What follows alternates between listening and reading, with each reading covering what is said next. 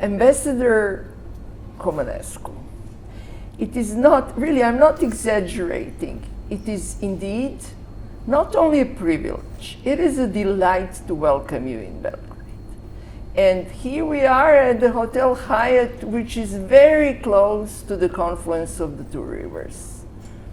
And I'm happy to welcome you here. And I'm impressed with your bio, with your CV. Somebody would say, okay, these two people have enough years that they have covered to accomplish so many things. But you were a Romanian ambassador to NATO, right? You were a Romanian parliamentarian in the European Parliament. No? Permanent representative, ambassador, permanent representative to the European Union. Great, thank you very much. Yes, Then you were 2 terms Minister of Foreign Affairs.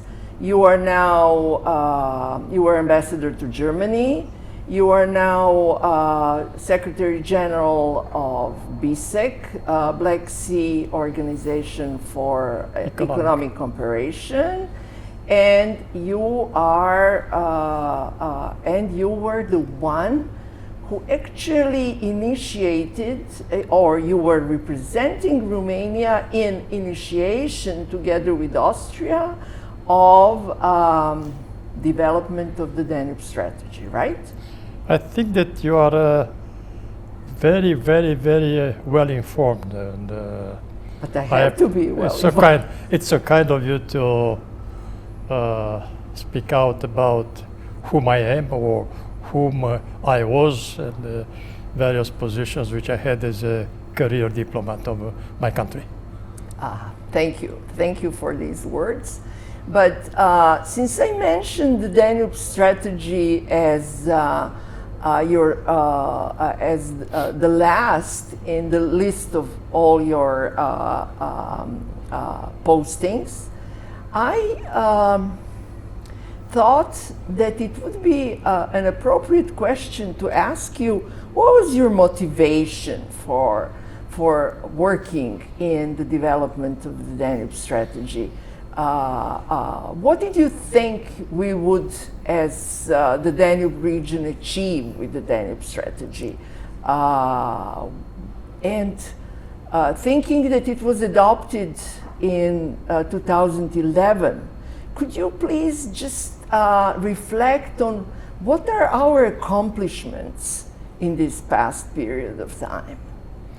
Well, first of all, allow me to say that I really appreciate and welcome your interest about the Danube, and I would say about the Danube region, and especially about raising the awareness, because what you are doing, and I really congratulate you for, what you are doing is exactly raising the awareness about the importance of this region, not only for the countries they are in, but also for Europe and beyond that.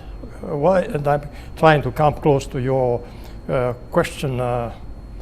Yeah, I had the privilege, really the privilege to be, let's say, a witness, and also to perhaps have had a modest contribution to the formation and then to the preparatory work, which led to the adoption of this strategy. I remember that because I was, as you mentioned already, our Romanian permanent representative to the European Union until April 2008 for almost 6 years. And directly from there, I was appointed foreign minister, and it was as foreign minister that I remember we were preparing the letter where through the then Prime Minister of Romania and the Chancellor of Austria wrote a joint letter whereby they were proposing to the then President of the European Commission, Barroso, this idea of having a EU strategy for the Danube region. Why? Because, well, if we look into the map of Europe, if we look into the how and what we can do to integrate better the countries in Europe, and with Romania becoming a member of the European Union in 2007, with Slovakia and Hungary having become members of the EU earlier on, 3 years before, Bulgaria at the same time with Romania, Serbia being a part of and Croatia being candidates at that time for the accession to the European Union, then Danube has become, and it's almost, and I hope it will be sooner than later, with once Serbia would also become a member of the European Union, the Danube is it's EU as a whole.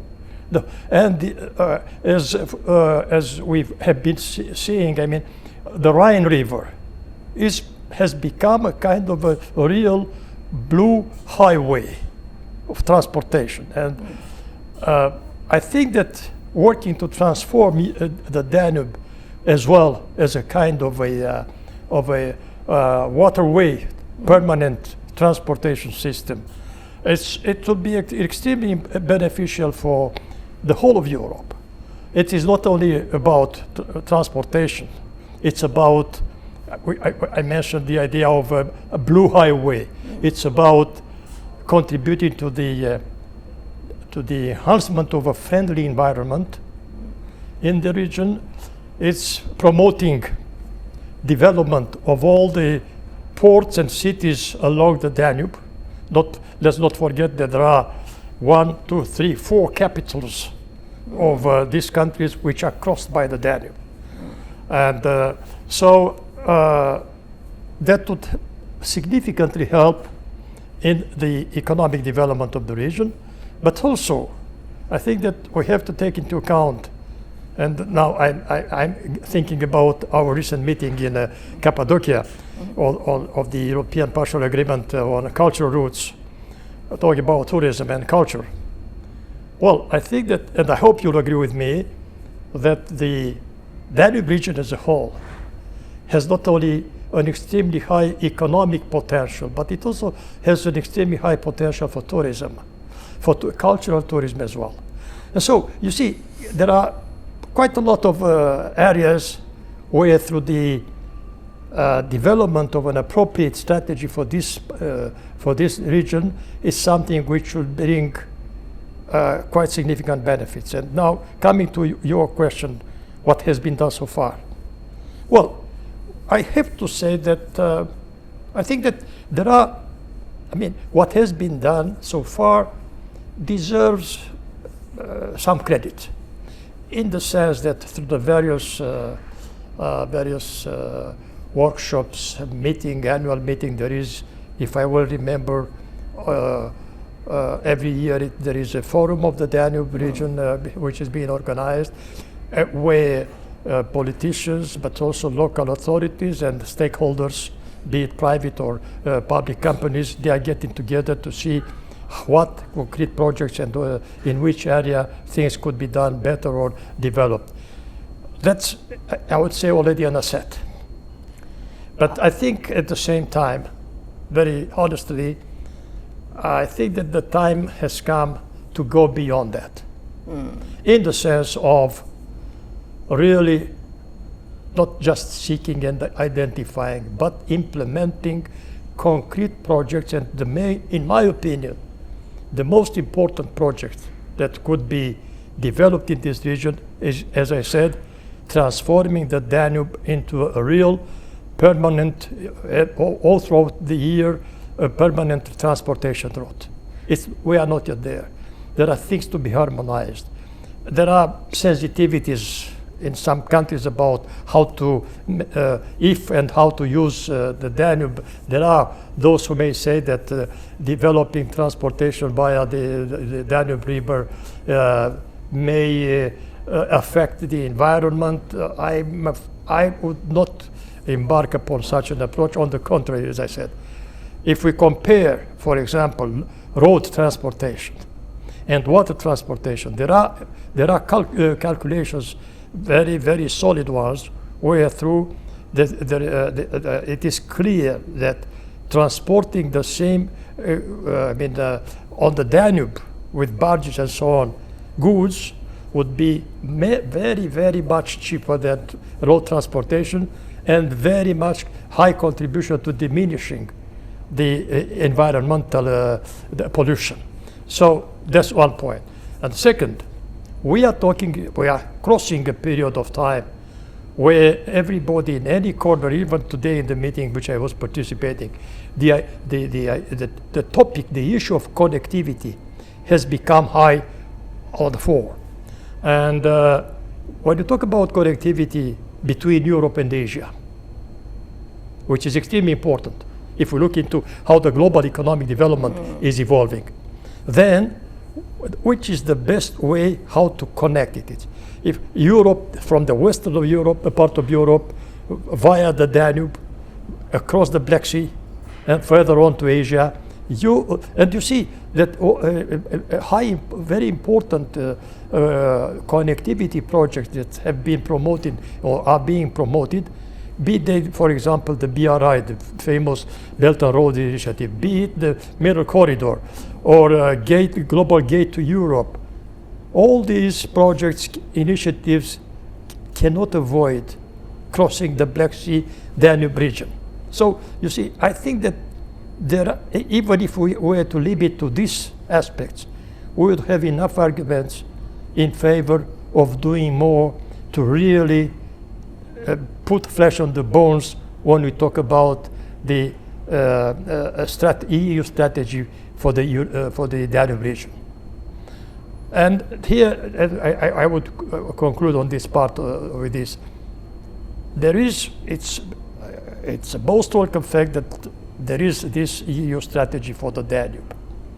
But in order to, to make use to the maximum possible to such a strategy, you have to correlate and to coordinate with other actors, organizations who are also dealing with, for example, connectivity. We have the Black Sea Economic Cooperation Organization. We have the Central European Initiative. We have the Southeastern Cooperation Process at the RCC. We have a more recent initiative, the 3SI, the 3Cs initiative. All these organizations or platforms do place connectivity, development of infrastructure as high on their agenda. But I think that which is by itself a very good development. But I think that there is need to coordination and correlation among all this, rather than each one of them act separately, because that means also duplication, overlapping, not to speak about the need of making the best possible use of financial resources. And really I would conclude with this. What I think now should be done, and here I do see that it would be the Commission, the European Commission, which may have the key role, coming up with a proposal for a huge project, a good project, to really invest so as to transform the Danube, as I said, into a real blue highway connectivity axis between Western Europe, Eastern Europe, further on, Central Asia, Caucasus, Central Asia, and Middle East. Now, listening to you, I've got several ideas. We won't charge you for this, of course, but we will try to use some of this because I think that the Danube is indeed a very strong link between Central European and, as you mentioned, Western Balkans and Black Sea and beyond countries. But your words are really words of expert in economy. I am more, let's say, maybe idealistic and maybe even romantic, speaking of the Danube. For me, Danube is more than only a river. And Danube, when you first approach the Danube, it looks not so attractive. It looks very calm, but I think that silence is more loud than actually turbulence.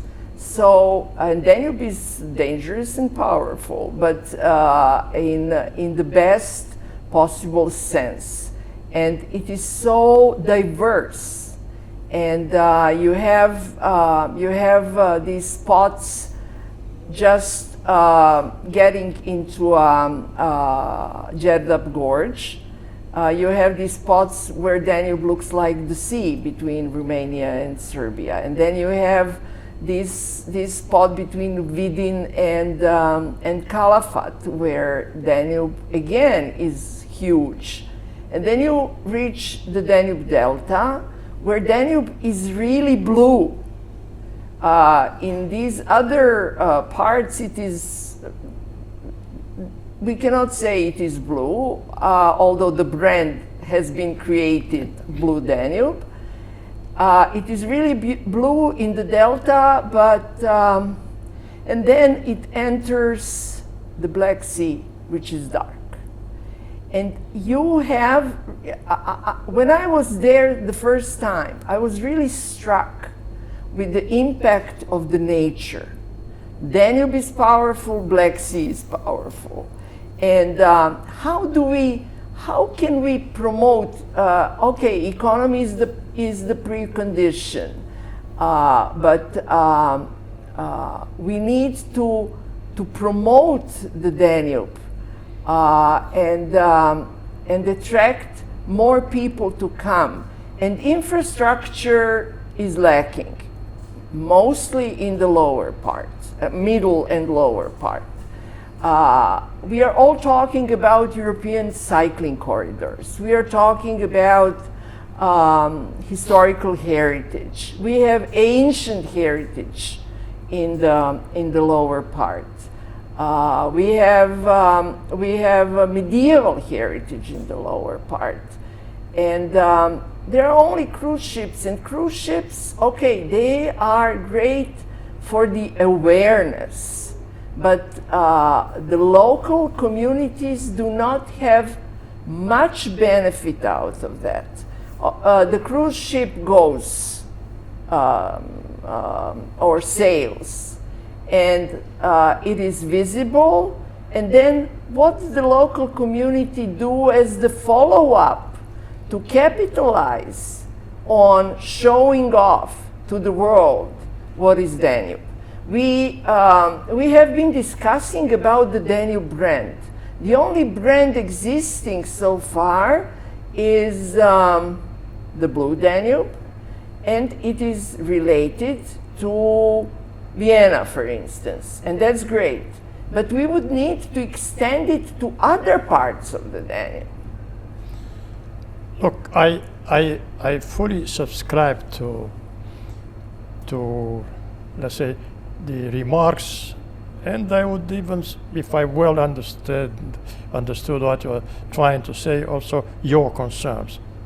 And okay, I was talking about transforming the Danube into a connectivity. That's important also, very important. But there is some important dimension of connectivity, and that brings me closer to your remarks. Well, when one speaks about connectivity, mainly thinks about infrastructure. Yeah. But there is another extremely important of connectivity, which may make infrastructure connectivity easier to reach at. It is the connectivity of minds, and that means bringing people closer to each other. People from all this part of this region, and here I really think that I said that it's good that we have this strategy, the EU strategy. It's good that we have all these workshops, conferences, and so on and so on. But I think that, and because their value consists mainly, for example, when we come to workshops and fora, to bring together representatives of local representatives, be they simply people like individuals, but also local authorities, local entrepreneurs, to bring them together, because they are the one who can best contribute to identifying which are the best solutions to follow. Because, and I said it also in this meeting of today, when you come as EU with, let's say, big-scale projects, you have to, first of all, to draw upon what is coming up as ideas and concrete proposals from those local places. I mean, people, organizations, mayorships, and so on. So, drawing upon and building upon what is there. I give you one example.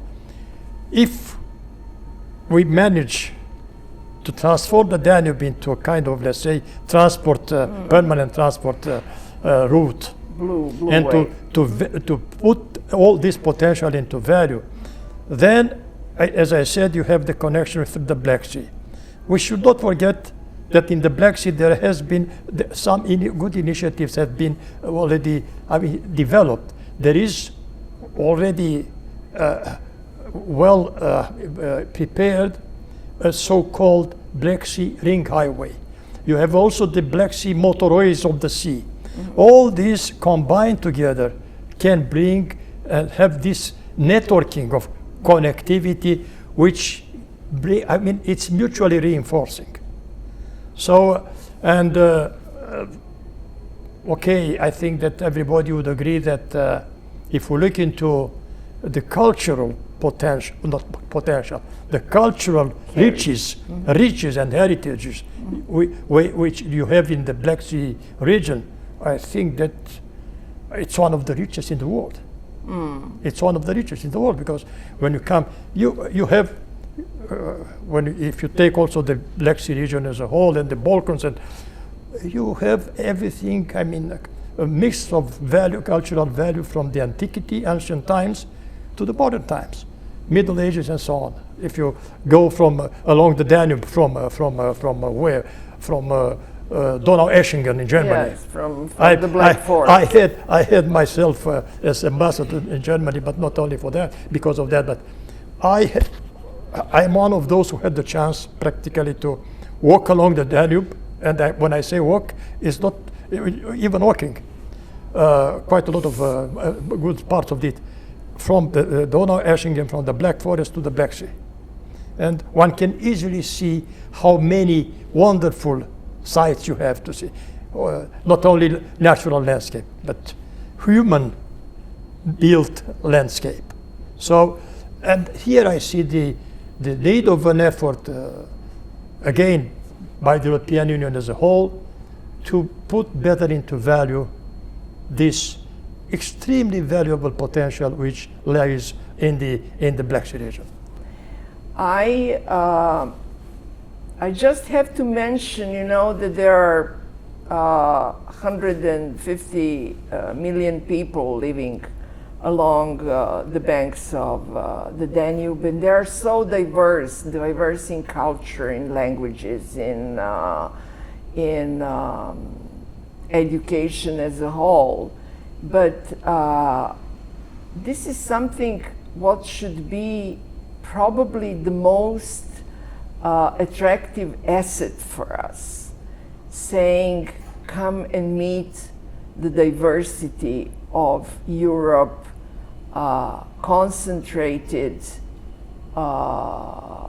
living along this river. And there are many rivers which are interesting, and attractive for the visitors and tourists. But I don't think that any of these rivers are so diverse, exposing the legacy of the times and history, and also natural heritage. So where do you have, I mean, Gerdap Gorge, Iron Gate, is the second largest in the world. Danube Delta, and there are another wetland between Croatia and Serbia, there are also something what other rivers in Europe don't have. At least I don't know about that. Maybe I'm totally wrong. But I will always remember when one of the ex-general secretaries of the World Tourism, UN World Tourism Organization, he told me, but where is the Nile? I said, okay, but the Nile is navigable mainly in Egypt. Okay, it goes down to Sudan and so on. But the most attractive part is Egypt. Like we have, you know, Upper Danube as more attractive than the Lower Danube. And that's why we will have to do more promotion of Lower Danube. Definitely, I agree with you. At the same time, I think that, and I hope you'll agree with me, because both of us, were referring to that, we have to do more in order to develop infrastructure in the way to encourage people to make use of the potential which is coming from because I have to recognize, and when I go along the Danube, the Danube from the Iron Gates to the Delta, Danube Delta, I think that the ports, small cities and so on, along the Danube, on each side of the Danube, could benefit much more about if this potential of the Danube is put into it. But for that, there is need for the countries riparian to the Danube to get together and to see, for example, I was talking about the fact that to make the Danube a permanent water transportation, but for that you have to provide for the appropriate dragging, permanent dragging of the modernization of the ports along the Danube, generating the necessary, vessels to cross the Danube and so on. This comes back to identify resources, and I think that in terms of putting into practice the policies of the European Union, including the environment, as I said, climate change and all these type of things, and the big, you remember there was a huge, huge investment fund. It was launched during the Claude Juncker's presidency of the European Commission. There is need for funds for that, and rather than use for things that may not be that, we may not be that sure that we'll get what we wanted. I think that these are things that are really palpable and can be done. And this is my view. We have to pay more attention to develop appropriate infrastructure along the Danube and for the Danube region. Let me come to the end of our very interesting, I would say, and pleasant conversation. City of Odessa is our member of the Danube Competence Center, and we are very concerned about the city as such, not getting into the political aspect of the whole thing. It is just we as people from tourism field are just very concerned whether it would be protected. Like protection is very important. Environmental protection, cultural heritage protection, and so on. So would you agree with me that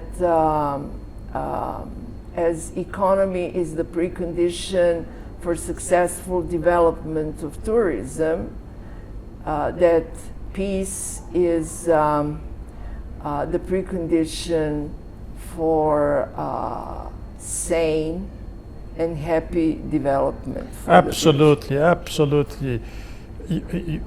I don't think that one could have better defined as you the premises upon which we have to work in order to reach this objective of making of the Danube a zone of region of real prosperity for everybody, peace.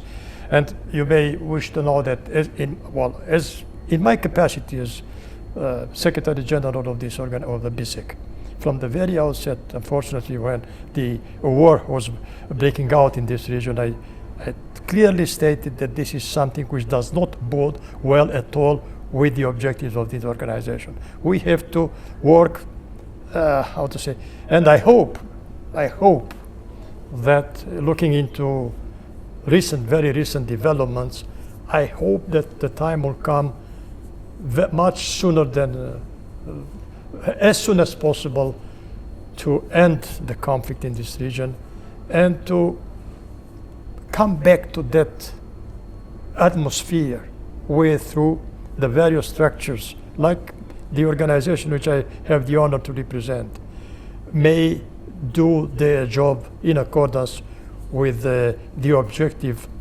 objectives set forth by the initiators of such organizations. And let's not forget, for example, and I want to stress that when it comes to the BISEC, the Black Sea Economic Cooperation Organization, we have two working groups quite active and which had brought some important contributions. We have a working group on tourism, and we have a working group on education and culture. These are the places where representatives from local level to the governmental level, national government level, are getting together to see how to create the conditions for valuing the potential, touristic potential, for example, in this region, because it's huge. It's huge. Again, peace is a quintessential, and I think that every effort should be done in this respect. And may I suggest that your final message is peace is quintessential? Absolutely. I cannot imagine, and well, it has, I would even go further, Okay, we have to be aware that competition has always been an engine of progress. But so long as that competition is a fair competition. If competition is looked like a tool for, I would say, unfair relationship or behavior, not to say a tool for domination or control, then the risk is there that through that competition you are not promoting progress. You are generating new possibilities for further competition or conflicts. Well, we could, I think, go on for much longer time, but time is limited. So I would like once again to thank you very much for joining this conversation, which will be the part of one of the episodes of our podcast called Danube Bridges. It's been a pleasure, and thank you very much for having me. And thank you very much, and once again, congratulations for the efforts you've been making in order to raise the awareness about how valuable, how rich this Danube region is, and how important it is to make every effort so as to put it into value. Thank you once again. Great pleasure.